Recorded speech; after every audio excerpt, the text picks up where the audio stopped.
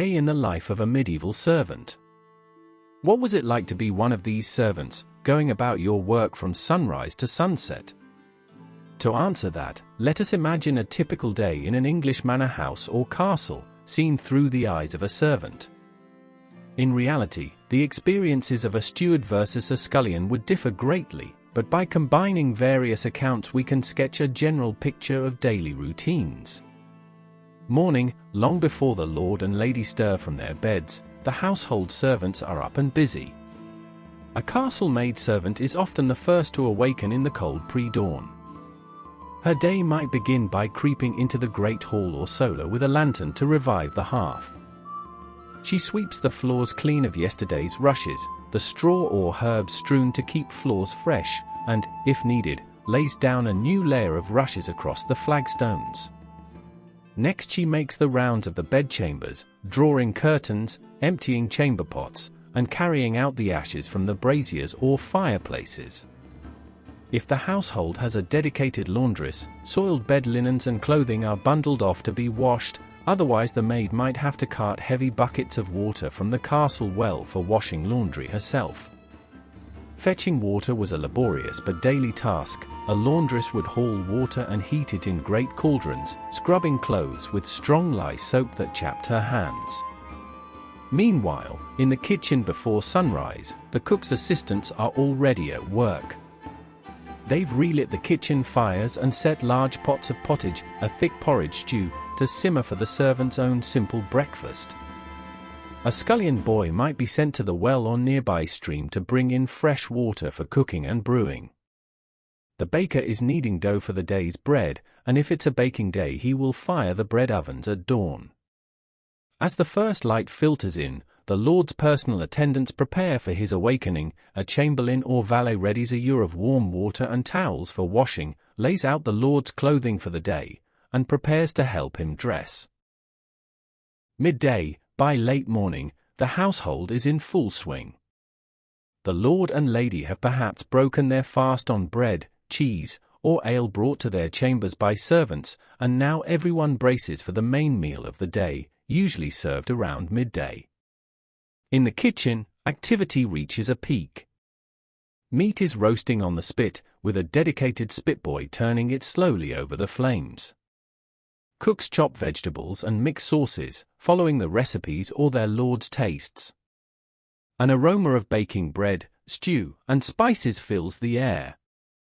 In a well-organized household, each servant knows his part. Butlers bring up casks of ale and wine from the cool storerooms, pantlers fetch loaves from the pantry, and servers set the trestle tables in the great hall.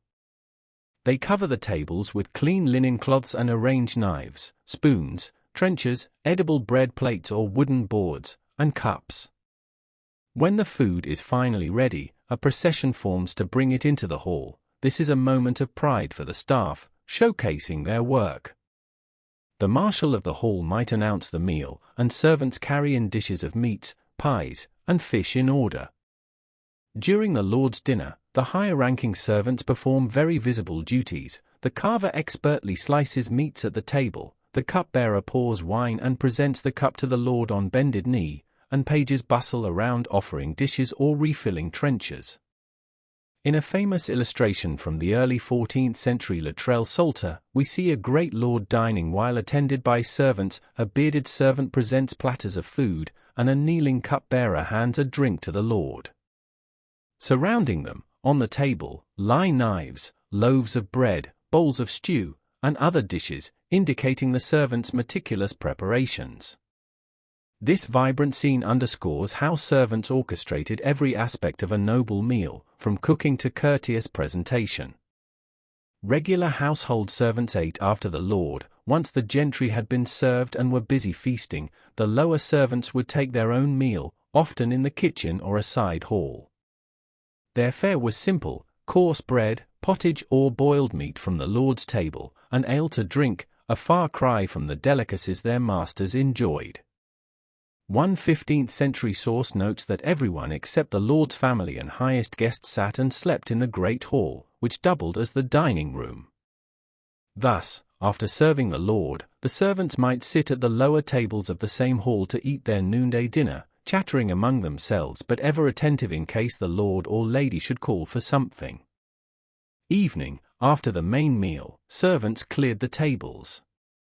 Scraps from the lord's dinner might be collected, some to be given as alms for the poor at the gate, others set aside for the servants' supper later. The afternoon was a time for continuing chores. A housemaid might spend early afternoon laundering clothes or ironing the lord's garments. If an important day is coming, his doublet and hose must be immaculate, or mending torn fabrics by firelight. The laundresses, having soaked and scrubbed linens all morning, haul the heavy wet load to hang in a breezy courtyard or on hedges to dry. On the estate, outdoor workers use the remaining daylight for farming tasks. A ploughman urges oxen to finish a field, gardeners tend the lord's rose beds or herb garden behind the manor. As dusk approaches, the household prepares for the night. Supper in a medieval household was generally a lighter meal eaten later in the evening, and again servants worked to cook and serve it, though on a lesser scale than the midday feast. After supper, the lord might relax in his solar with wine or engage in conversation, music, or prayers. A few attendants stay on hand to fetch anything required. A chamberlain helps the lord undress and readies his bed, while a lady's maid does the same for the lady, combing her hair and laying out nightclothes. Other servants finish tidying up, cleaning the kitchen utensils, banking the cooking fires safely for the night, and shutting up the storerooms. Before bedtime, the watchmen or porters make their rounds, ensuring doors and gates are barred. Finally comes what little rest the servants get. Most of them slept communally, often right where they worked. A description of castle life notes that most servants and even lower-ranking knights slept in the great hall itself, on pallets or benches around the dying fire. In many households, the male servants bedded down in the hall or in cellar and attic chambers set aside for servants, while female servants might share a small dormitory or sleep near their mistress's room. Privacy was scarce. They were fortunate to have a straw-filled mattress. Many just slept on rushes or a simple blanket.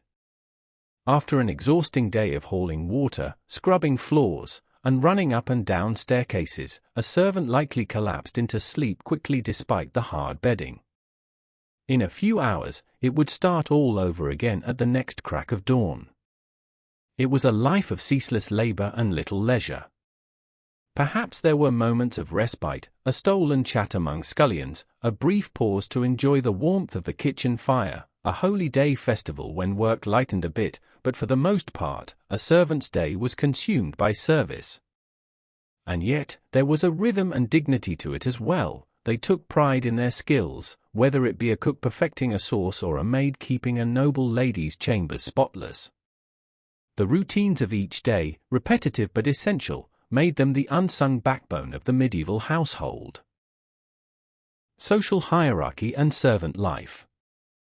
Within a noble household, servants occupied a strict hierarchy of their own, mirroring the feudal hierarchy of the wider world. Not all servants were equal. There was a world of difference between the elegant steward who sat near the high table and the dirty scullion who slept on the kitchen floor. Servants' ranks and duties were sharply defined, and upward mobility, while difficult, was not impossible. At the top were the household officers, those with managerial roles or specialized expertise, often accorded respect and some privileges. The steward or seneschal, as noted, could be a man of considerable standing, sometimes a knight or lesser noble himself, who interacted almost as an equal with the lord. He might dine with the family on occasion or have a private room.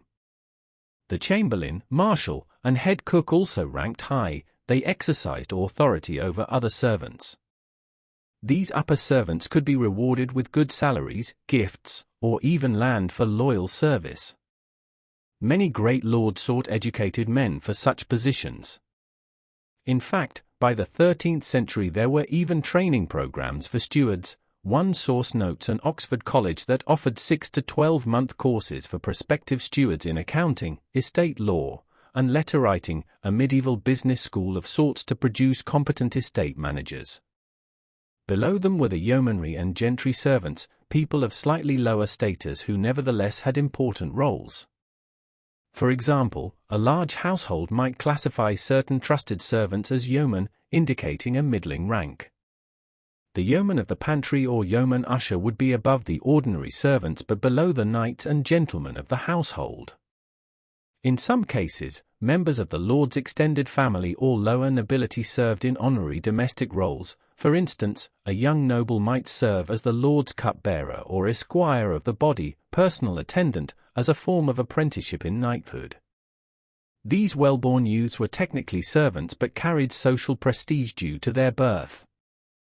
A king or great magnate often expected to be attended by the sons of other nobles, lords expected to be served by well-born men and boys, and kings by the offspring of great lords. Service in such cases was as much about patronage and networking as labor. A young squire serving wine at the royal table was learning courtly manners and making connections that could benefit his future career. Lower down the ladder were the ordinary servants, the majority, who did the hard manual work. These included the kitchen maids, scullions, grooms, laundresses, and workers. They addressed the upper servants with deference, using master or mistress as appropriate. Household rulebooks and books of etiquette from the era make clear that every servant was expected to know their place. The Book of Nurture, by John Russell, a 15th-century treatise on good manners for servants, provides insight into this structured environment. John Russell himself had been an usher and marshal in the household of the Duke of Gloucester, and his manual instructs young servants on everything from carving meat properly to how to address superiors with humility. Servants were trained to bow at the correct times, to never turn their back on a lord, and to behave with courtesy and discretion at all times. The very word servant in this context was honorable. It implied loyalty and duty. A well-run household was often remarked upon in terms of its servants' discipline and propriety. One 15th-century poem, the Book of Courtesy, imagines an ideal noble house where every servant, from steward to child page, is orderly, the attendants are tidy, silent and less spoken to, quick to obey, and skilled in their work. Despite the idealized portraits, real life could be messier. In smaller households, servants often had to multitask and overlap duties. A royal ordinance might strictly define the job of a panter versus a butler, but on a modest estate one man might effectively do both jobs. Historian Kate Mettes notes that many servants were jacks of all trades. A groom might also help in the kitchens on busy feast days, or a lady's maid might also nurse the household sick if no physician was available. The hierarchy was thus somewhat fluid at the bottom, though rigid at the top. A scullion could not presume to sit at table with a yeoman, but he might find himself handling tasks beyond scouring pots if necessity demanded. The social world of servants extended beyond work duties. High-ranking servants sometimes formed connections with their masters that blurred social lines. A trusted steward or old nurse might become a confidant to the family. The literature of the period has examples of wise old servants offering counsel. Think of Chaucer's tales or Shakespeare's later medieval set plays, where loyal servants advise rash princes. And in some cases, household service was a pathway, though narrow, to advancement. A page of noble blood was expected to become a knight, but even a common-born servant might rise to become a valet or clerk if he proved exceptionally capable and lucky. We even find instances of nobles rewarding faithful servants by arranging good marriages for them or appointing them to lucrative offices. Within a great lord's affinity, his circle of retainers, a clever servant could leverage patronage to climb the ladder. Still, such success stories were the exception. For most servants, life was bounded by hierarchy. They answered to those above and commanded those below. A kitchen maid might oversee the scullery girl, but herself had to answer to the cook, who answered to the steward, and so on. Everyone had someone to defer to. One interesting aspect of this hierarchy was how it mirrored feudal ideals of loyalty and protection. A servant owed loyalty to their lord, expressed in diligent service. In return, the lord had a paternal duty to provide for the servant, food, shelter, wages, and care in illness or old age, at least in theory. A well-known medieval saying was service is no inheritance, meaning that no one is born a servant irrevocably. It was a role one took on, often voluntarily for wages or training. Some servants were indeed born into servile status, especially in early medieval times, if they were serfs, but by the later Middle Ages in England, most domestic servants were technically free people employed by contract. They could leave service and seek a new position elsewhere, though not without challenges, as we'll see. Thus, while servants lived constrained lives, they were not slaves, and their relationship with the master had elements of mutual obligation.